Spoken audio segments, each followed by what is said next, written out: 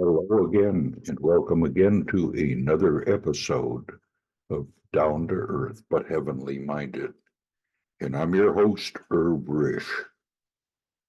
And today we're going to be in chapter 3 of the book of Deuteronomy. And we're going to be looking at the defeat of King Og and also Moses forbidden to enter the land. So with that said, let us switch our screen here.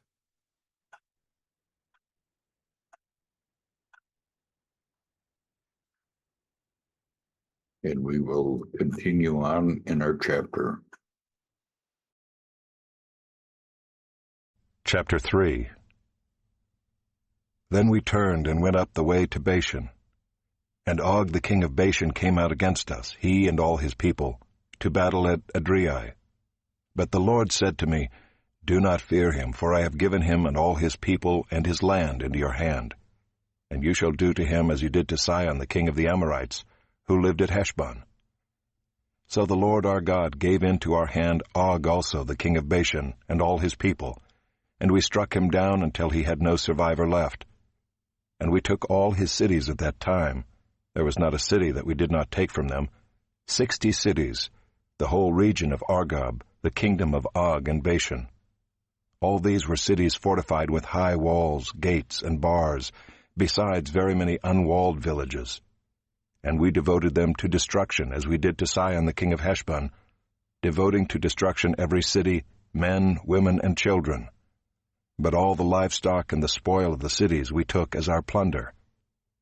So we took the land at that time out of the hand of the 2 kings of the Amorites who were beyond the Jordan, from the valley of the Arnon to Mount Hermon. The Sidonians call Hermon Sirion, while the Amorites call it Senir.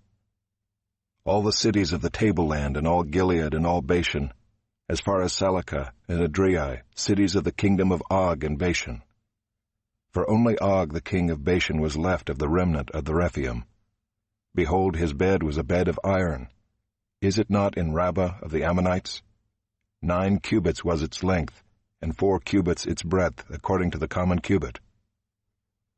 When we took possession of this land at that time, I gave to the Reubenites and the Gadites the territory beginning at Aroer, which is on the edge of the valley of the Arnon, and half the hill country of Gilead with its cities.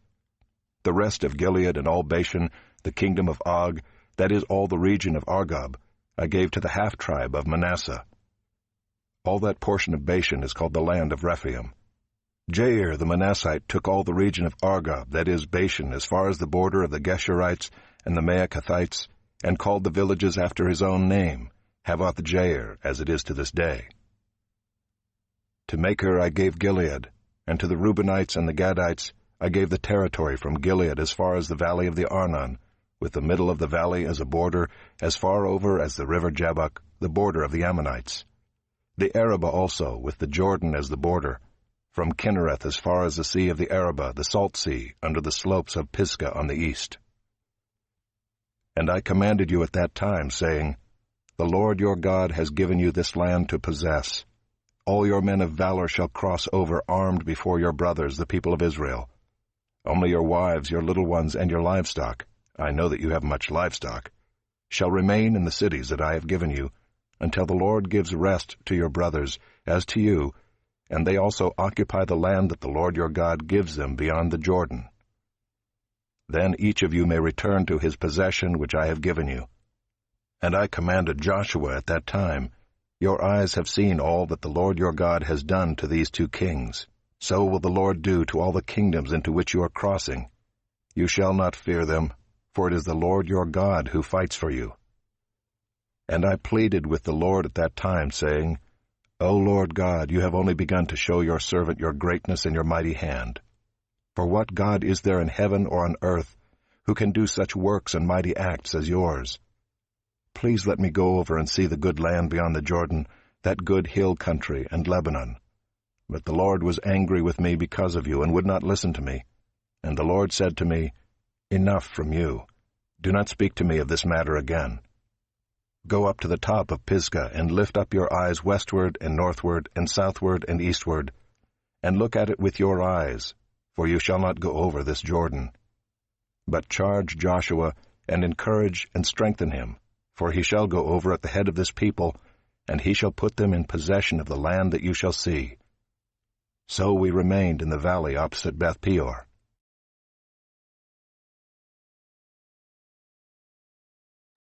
That completes the reading of this chapter. And remember, we were in chapter 3 of the book of Deuteronomy. Bye for now.